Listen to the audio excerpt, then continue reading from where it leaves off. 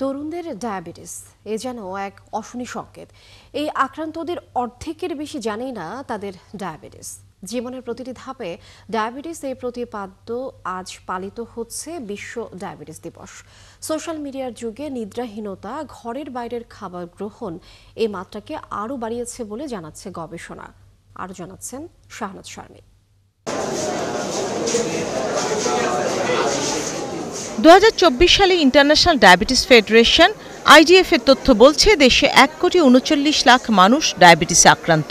সর্বশেষ জনশুমারির তথ্য বলছে দেশে 18 থেকে 35 বছর পর্যন্ত বয়সীদের সংখ্যা 5,50,00,000। 2025 সালে CGHR এর গবেষণায় উঠে এসেছে এই তরুণ জনগোষ্ঠীর প্রতি 25 জনে একজন আক্রান্ত ডায়াবেটিসে। আশঙ্কার বিষয় হলো এই আক্রান্ত তরুণদের অর্ধেকই জানেই না তাদের ডায়াবেটিস হয়েছে। 14 নভেম্বর পালিত হচ্ছে বিশ্ব ডায়াবেটিস দিবস।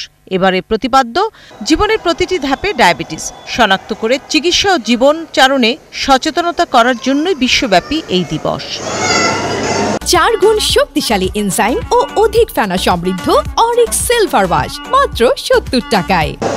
গ্রামে কি শহরে ডিভাইস আসক্তির কারণে মানুষের ঘুম ও খাবারে এসেছে ব্যাপক অনিয়ম। আবার বাইরে লবণ ও তৈলাক্ত খাবার গ্রহণ এখন মানুষের জীবনের অনুষঙ্গ। চিকিৎসকরা বলছেন এখন টাইপ 2 ডায়াবেটিস আক্রান্ত বেড়েছে ব্যাপক হারে।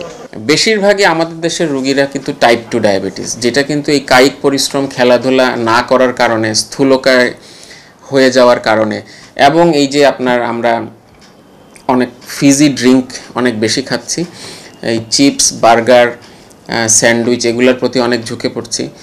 এই ধরনের মশলাযুক্ত খাবার, এগুলার উপরে অতি খাবার প্রবণতার কারণেই কিন্তু আমাদের দেশে ডায়াবেটিস বাড়ছে। মোটা দাগে এটা সঠিক যে আমাদের দেশে ডায়াবেটিসের সংখ্যা দিন দিন বাড়ছে, এবং আমরা তো এখন টপ 10 কান্ট্রির মধ্যে একটা।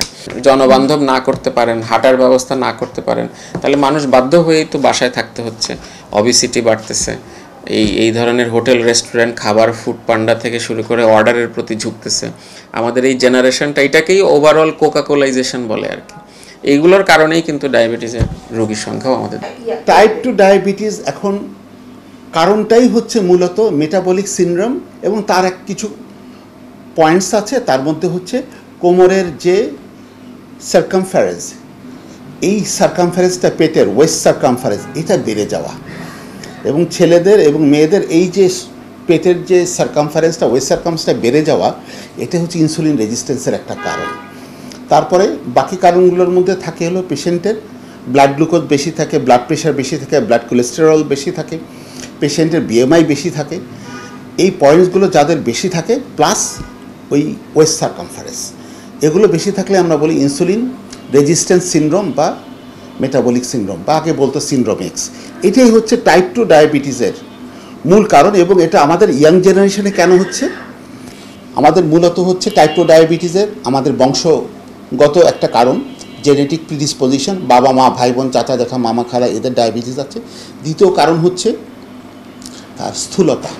ডায়াবেটিস পুরোপুরি ভালো হয় না, নিয়ন্ত্রণের জন্য আছে চিকিৎসা, কিছু নিয়ম কানুন। এই ডায়াবেটিস আবার অন্য সকল অসংক্রামক রোগ, উচ্চ রক্তচাপ, চোখ, হৃদরোগ সহ সকল রোগ বৃদ্ধিতে নিয়ামক হিসাবে কাজ করে। স্বাভাবিক জীবন ছেড়ে যখন মানুষ অনিয়মকে নিয়মে পরিণত করছে, তখন আগামীর চ্যালেঞ্জ এই ডায়াবেটিস।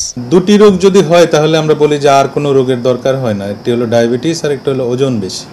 অনেকগুলো বড় বড় জটিলতা কিন্তু ডায়াবেটিসে আক্রান্ত রোগীর হতে পারে। তাহলে যারা তরুণ বয়সে যাদের ডায়াবেটিস হবে, তাদেরকে প্রথম হলো আর্লি ডায়াগনোসিস করতে হবে। কারণ অবহেলা করে উনি যদি সেটাকে ডিলে করেন এবং যদি মনে করেন যে আমার ডায়াবেটিস কেন হবে অল্প বয়স, তাহলে কিন্তু ডায়াবেটিসের জটিলতাগুলো তৈরি হয়ে যাবে।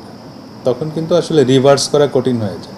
বরঞ্চ আর্লি ডায়াগনোসিস করে আমরা যদি তাকে লাইফস্টাইল মডিফিকেশান করি, প্রয়োজনে যদি ওষুধ দিই, ওজন বেশি থাকলে যদি ওজনটাকে কমিয়ে এনে আমরা আদর্শ ওজনের মধ্যে নিয়ে আসতে পারি, তাহলে অধিকাংশ ক্ষেত্রে কিন্তু জটিলতাগুলো তৈরি হয় না।